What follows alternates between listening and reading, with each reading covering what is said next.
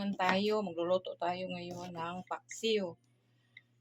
Magpaksiw tayo ng isda na, nung tawag dito, yung sa amin, tuwas. Sa iba, lagaw. Ito ang pang ano natin, pang sahog. May lemon.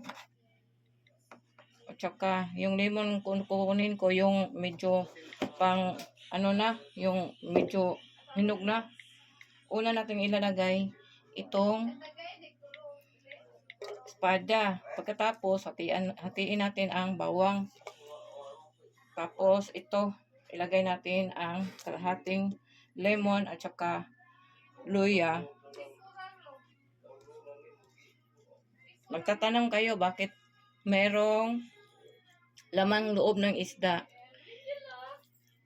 Ito ay ilalagay ko, isasama ko sa paksiw ko kasi sabi ng mga matatanda noon, pag yung anak mo o isang tao ay may ano ba yung tawag doon, yung kabuhi o hallucination o dagaton, papakainin ko daw ng kinain ng yung lamang loob ng isda. Yung kinain ng isda, ipapakain ko sa anak ko na may yung kabuhi. Kabuhi ang tawag sa mga Bisaya. Tapos ilalagay natin ito. Ito, ganito ang natin lagay. Ito. Tapos ilagay natin sa panghuli itong yung tapos meron itong lalagay din natin para walang masayang. Suka panghuli. Lagyan natin ng suka.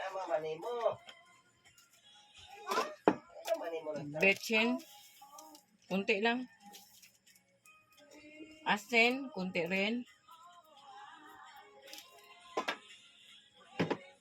At saka lagyan natin kung gusto niyo na medyo maasim-asim yung paksiw niyo, lagyan niyo rin ng kamatis.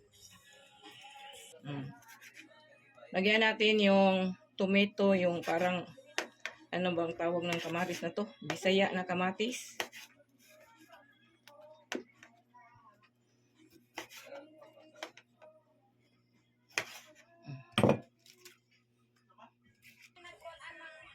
Ito.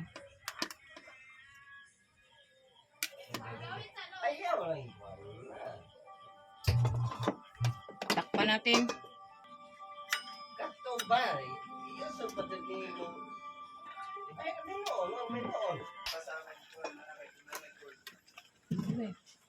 Tikman natin mga friend. I found this mini shelf on Shopee. It's packaged very well. Asim. Patayin na natin yung apoy. Ngayon.